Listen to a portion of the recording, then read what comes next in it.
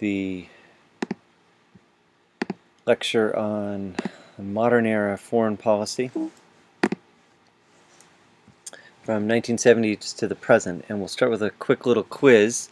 You can see background photo is the American Eagle being chased and nagged by many different problems, as this era has produced a lot of different challenges for us internationally. I'm going to show you the picture of a president.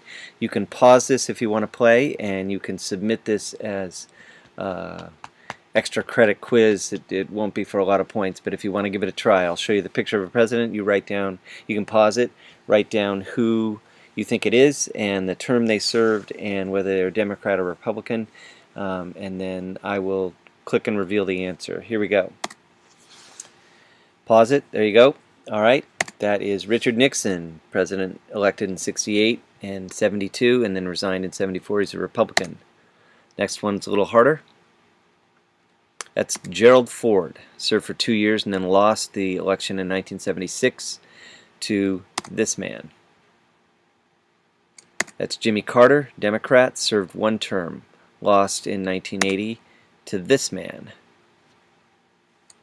That, of course, is Ronald Reagan, served 2 terms, one of our most popular recent presidents, Republican.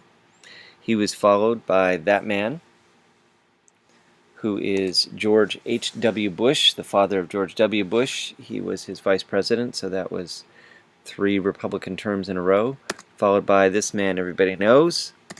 Bill Clinton served 2 terms, a Democrat, first Democrat since Carter. He was followed by this man. George W. Bush, Republican, served 2 terms, one of the rare father-son combos as president. And he was followed by that man. Of course, Barack Obama still serving as president, Democrat.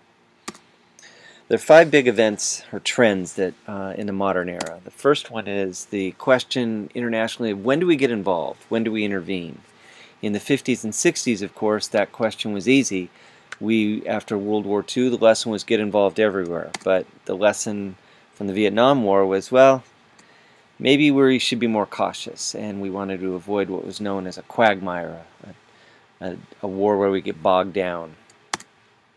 The Cold War continued, but unlike the 50s and 60s when it was so hard, it changed, lessened a little bit, and then we won it. It ended in 1989.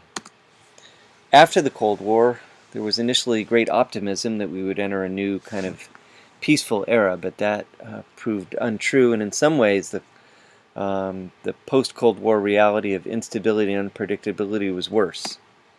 The Middle East was a chronic crisis for every president in this era, and 9/11 is the major event since the 70s in foreign policy and in American history, and led to focus on terrorism and possibility of kind of endless war in multiple areas in the world. So those are the 5 major events or trends. We'll probably split this lecture up into 2, 70s, 80s, and then I'll do another one later in the week on more recent 20 years. Those are the years that Nixon and his successor Ford served as president. The big Cold War event in Nixon's presidency was détente, and it's important to remember who Nixon was. He was the hard-charging red hunter of HUAC, who became the attack dog for Eisenhower in the 50s as vice president. But as president, he led détente, which was an easing of hostilities or a warming of relations with the Soviet Union and our other Cold War foe, China. And because of his hawkish credentials, he was probably more able to pull that off and have people believe that he wasn't soft and that it was a good idea. Just like when a battle veteran general says he wants to negotiate a peace treaty, people are more likely to believe him than somebody who was never at war.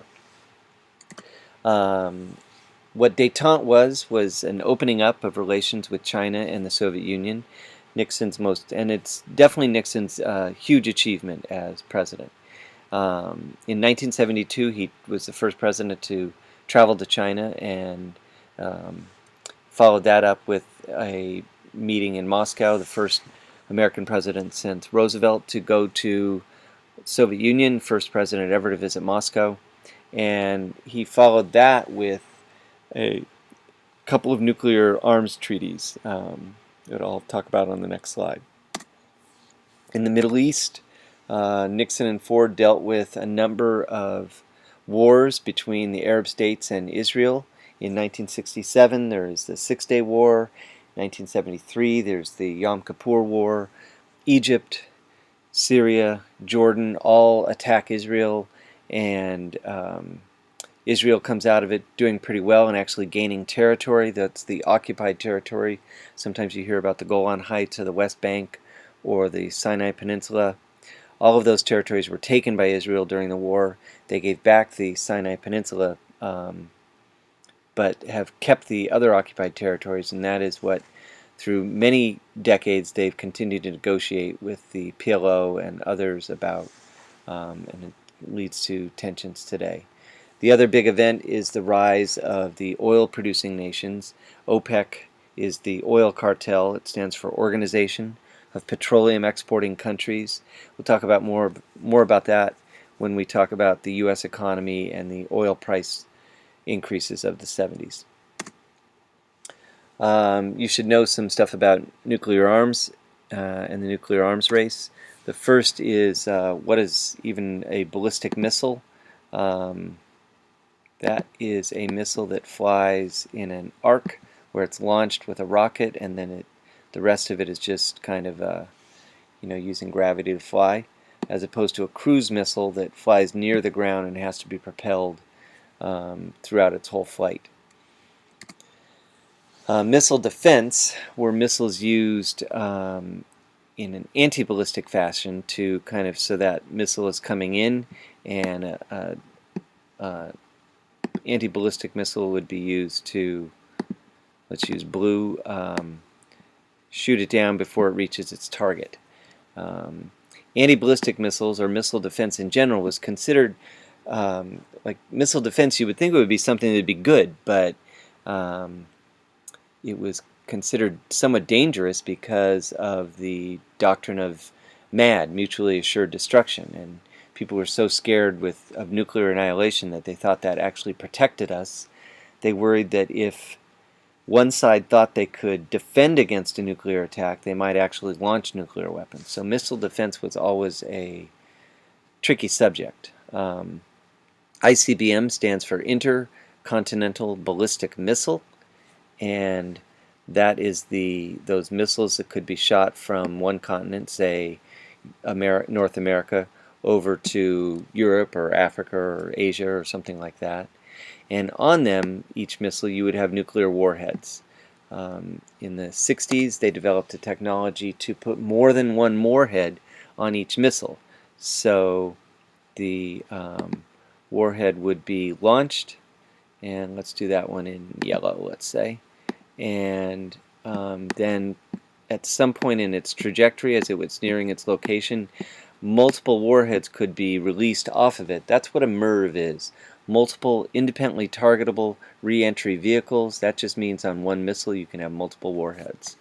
The nuclear triad is that we can launch nuclear missiles from the ocean, off submarines, from the land, off nuclear missile silos, or from the air. We keep a fleet of B-52s in the air that can launch nuclear missiles as well. And it means that if any one leg of the triad goes down, the others are still posing a threat. They're protecting us. What Nixon did is he negotiated two treaties. The ABM Treaty, which limited the defense missiles that we could produce on each side to just 2 sites, protecting each capital, and one other site, and they were limited to 200. And then he signed the SALT I Treaty, Strategic Arms Limitation Treaty, which put those other limits on ICBMs, warheads, nuclear subs, etc. A significant achievement. In 1979, Carter negotiated the SALT II Treaty. We never ratified it because in 1980 the Soviet Union invaded Afghanistan, but we did observe the limits in the treaty anyway. So those are kind of the beginning of the end of the arms race. The arms race continues, but in the 80s we're going to negotiate actual arms reduction treaties, and in the 90s the Cold War will end and we will significantly reduce arms stockpiles.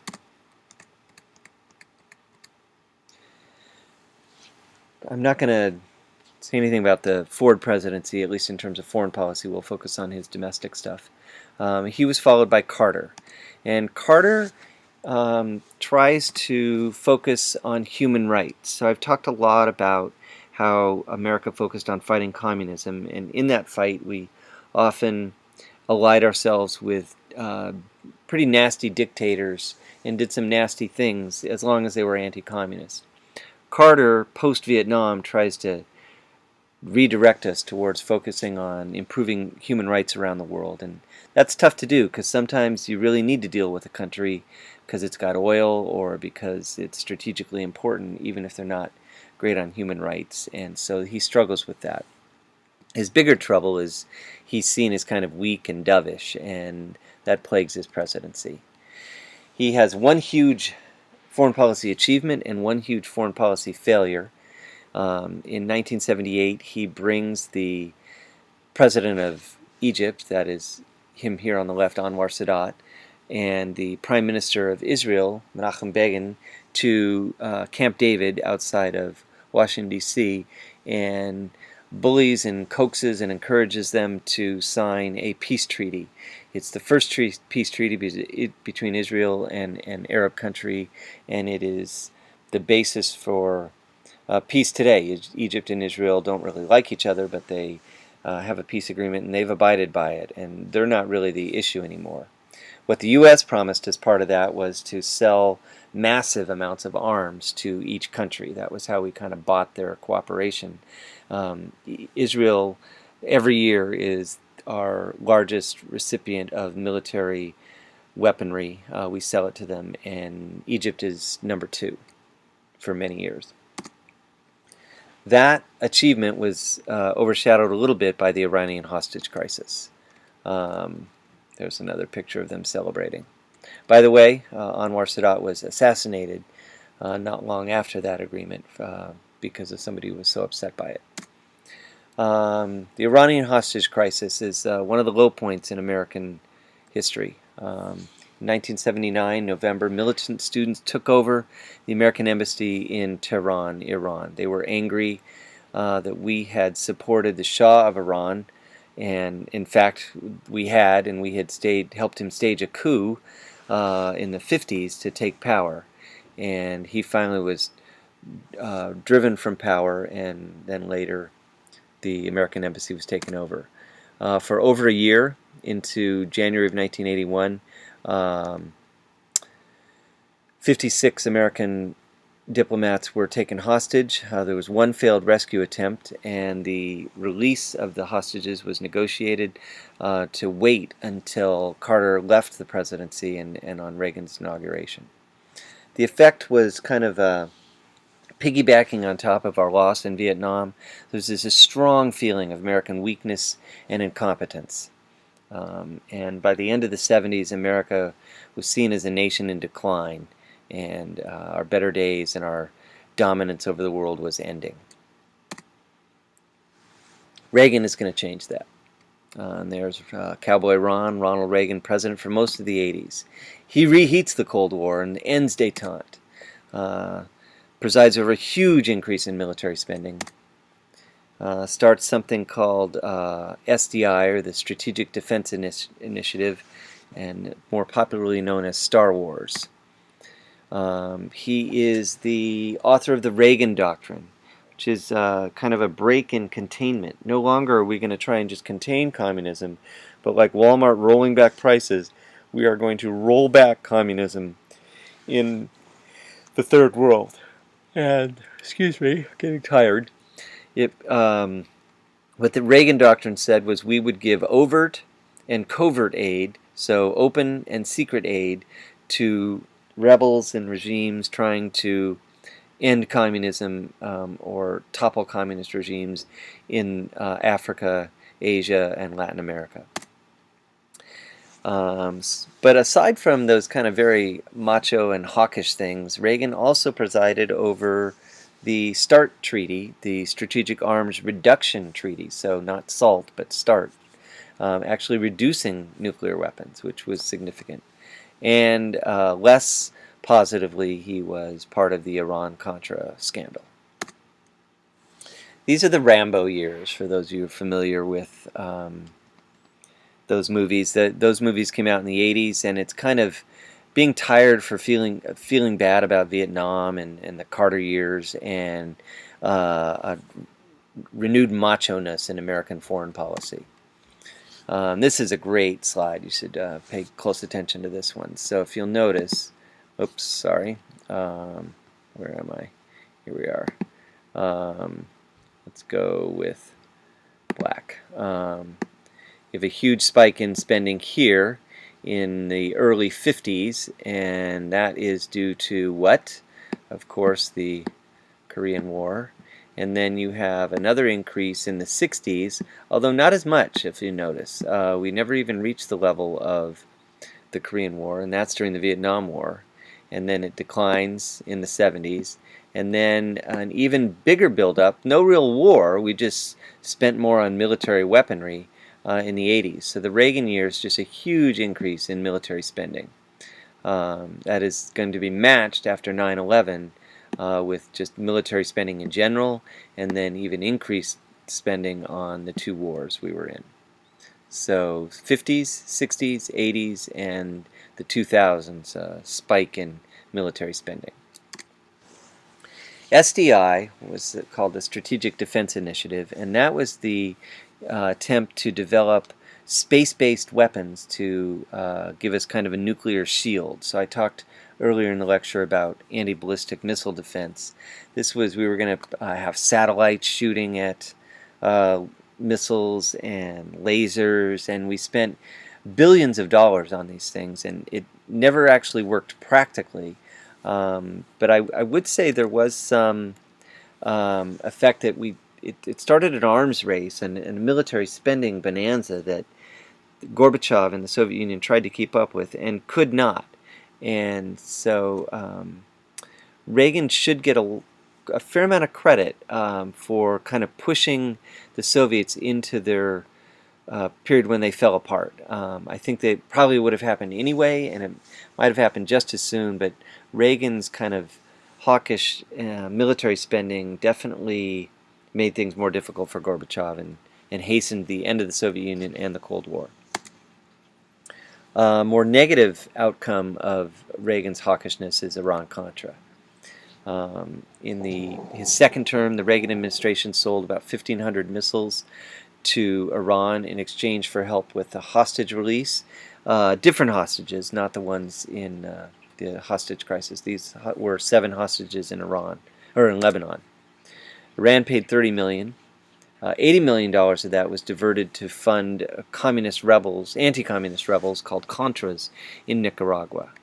Both things were illegal.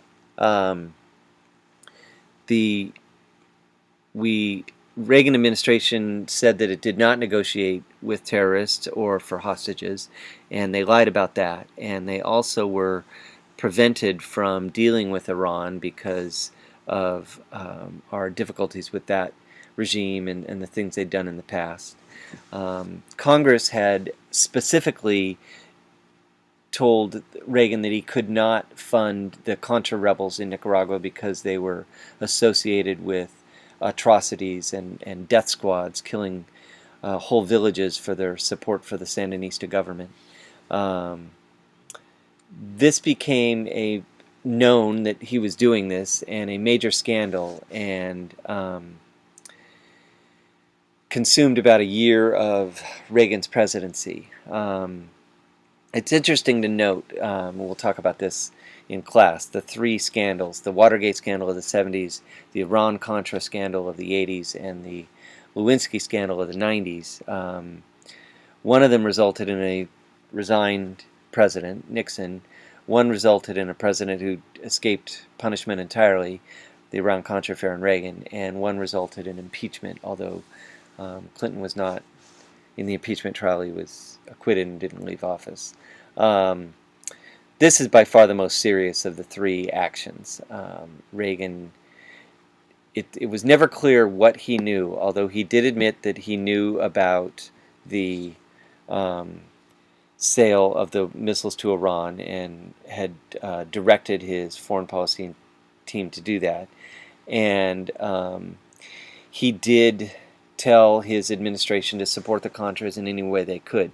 What was never proven was that he knew that the funds from the missile sale were diverted to the Contras, but separately he knew about each individual thing. And I think it was, if you're going to make Nixon resign for what he did or impeach Clinton for what he did, I think this was a far worse offense. That leads to the 90s and the Bush-Clinton years, and we will stop the